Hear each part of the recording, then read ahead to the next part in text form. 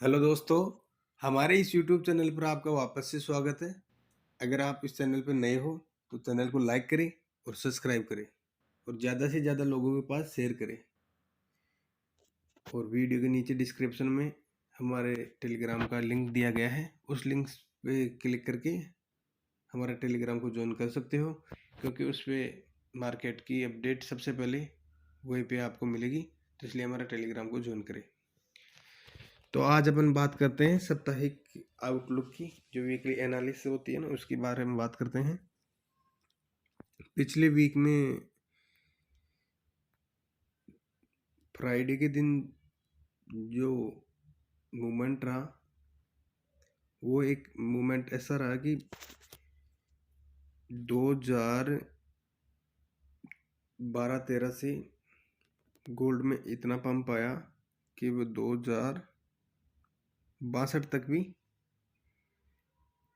ऊपर तक गया और वहाँ से रिजेक्ट हुआ और 2041 से वापस जाके 2049 पे क्लोजिंग दी पिछले वीक में। थर्सडे को सीपीआई डेटा थे, डेटा बिल्कुल पॉजिटिव थे, उसके कारण मार्केट में उलटफेर रही। ऐसे ही उलटफेर रही कि मार्केट नीचे था और एकदम से पंप आया और ऊपर 2050 तक भी गया। बाद में नीचे डंप आया, फिर उसके बाद में 2012-13 तक आया और वहाँ से रिवर्स हुआ मार्केट। वो रिवर्स होने में एक कारण है, कारण ये था कि बाहर यूएस में और यूके में जो बमबारी के कारण, वार के मतलब मेरे कहने का मतलब ये है कि वार के कारण इतना पंप आया कि मार्केट कहाँ से कहाँ पे पहुंच गया।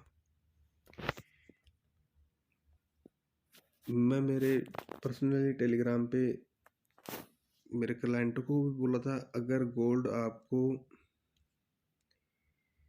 जो ये जोन है इसको ब्रेकआउट करेगा आज ना तो कल, तो आपको आराम से यहाँ पे प्रॉफिट देके जाएगा। जो ये है ना 2040 के आसपास में,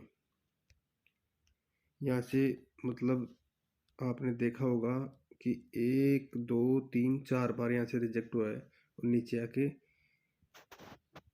और फिर रिवर्स हुआ ऊपर के लिए। तो यहाँ से जैसे उन्होंने यहाँ से बाय ली होगी इसके ऊपर से 2045 के आसपास से, तो उन्होंने प्रॉफिट भी किया होगा 2060 तक। तो इस सप्ताह के सपोर्ट और रेजिस्टेंस देख लेते हैं। इस सप्ताह का सपोर्ट है 1980। अगर प्राइस 1900,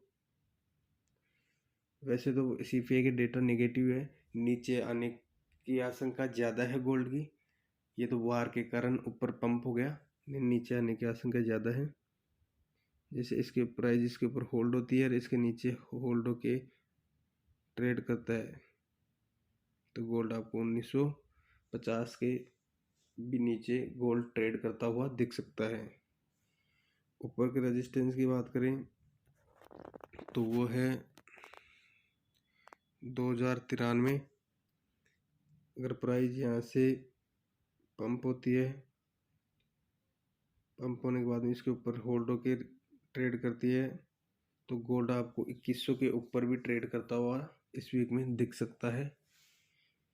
और देखो, वार में कम से कम 100-150 पॉइंटों का भी मूवमेंट होता है, तो वो तो वार के ऊपर डिपेंड है कि वार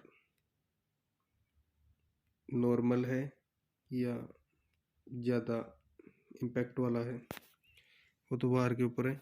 तो ऊपर का रजिस्टेंस है 2093, इसको प्राइस होल्ड कर होके और इसके ऊपर बैठ जाती है, मतलब इसके ऊपर ट्रेड करती है, कंसोलिडेट होती है प्राइस। उसके बाद में गोल्ड आपको 2100 से ऊपर भी ट्रेड करता हुआ नजर आएगा। दूसरी बात, अपन इसको वीकली टाइम फ्रेम में देखें तो आपको पिछले वीडियो में मैं आपको बता चुका हूँ पिछले वीडियो में कि प्राइस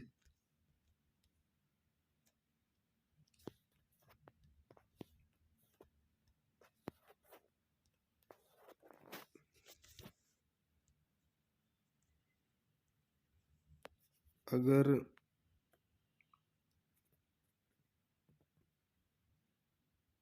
इस जोन को ब्रेकआउट करती है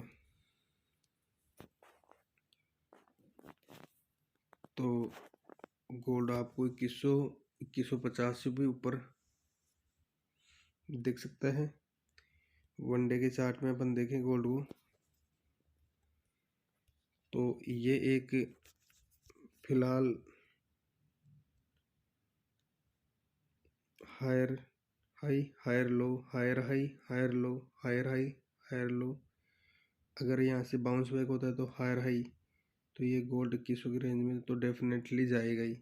अगर यहाँ से प्राइस फिर उसी जोन से, मतलब ये जोन आपको बता रखा है पिछली बार जो यहाँ से रिजेक्ट हुआ था, अगर यहाँ से रिजेक्ट होती है प्राइस 1900 मतलब सॉरी 2080 के आसपास से रिजेक्ट होती है प्राइस, तो आपको गोल्ड वापस 1900 की रेंज में ट्रेड करता हुआ दिख सकता है। तो केयरफुल रहे, बिना स्टॉप लॉस की ट्रेडिंग ना करें।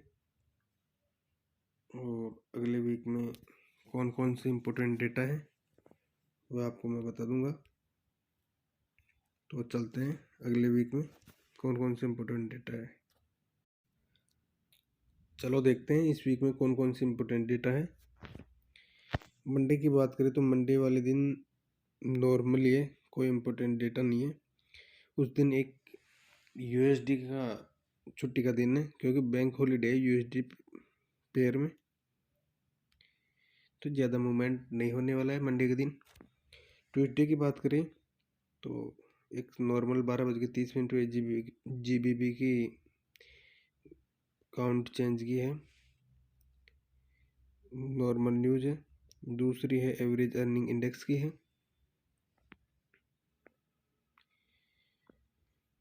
और उसी दिन शाम को 7 बजे कैड की है सीपीआई, कैड में सीपीआई का नंबर है। और 8:30 पे शाम को जीबीबी की स्पीक है बीओई की। और वेडनेसडे की बात करें तो 7:30 पे CNY की इंडस्ट्रियल प्रोडक्शन की नंबर है। और 12:30 पे जीबीपी के सीपीआई के नंबर है, तो उस वक्त भी अच्छा मूवमेंट रहेगा जीबीपी में। और शाम को 7 बजे को रिटेल सेल्स की है और रिटेल सेल्स की है, तो उस दिन भी केयरफुल रहें। और नॉर्मल 7:45 पे इंडस्ट्रियल प्रोडक्शन की है। और थर्सडे की बात करें तो थर्सडे वाले दिन 6 बजे मॉर्निंग में AUD की एम्प्लॉयमेंट चेंज की है और अनएम्प्लॉयमेंट रेट की है। और शाम को अनएम्प्लॉयमेंट क्लेम की है USD की। और फिर नॉर्मल है फेड मैन्युफैक्चरिंग इंडेक्स परमिट्स की रेस है जो नॉर्मल है। फ्राइडे की बात करें तो फ्राइडे के दिन जीबीपी की रिटेल सेल्स के हैं। और शाम को 8:30 पे USD योम कंज्यूमर सेंटिमेंट के हैं। और 2 है उसके बाद में एग्जिटिंग होम सेल्स की है, योम इन्फ्लेशन एक्सपेक्टेशन की है। तो ये सब नॉर्मल है, ये वीक इतना इम्पोर्टेंट नहीं होने वाला है। पिछले वीक में जैसे CPI के डेटा आए थे तो उसमें मार्केट में उतार चढ़ाव ज़्यादा था। इस वीक में मार्केट की डायरेक्शन चेंज हो जाएगी, किधर जा सकता है मार्केट इस वीक में, तो केयरफुल रहे। इस वीक में कोई इम्पोर्टेंट डेटा नहीं है। अगर और कुछ अपडेट होती है तो मैं आपको अपडेट ज़रूर करूँगा मेरे टेलीग्राम पे। तो आई होप इस वीडियो में जो भी जानकारी आपको बताई है वो आपको समझ में आ गई होगी।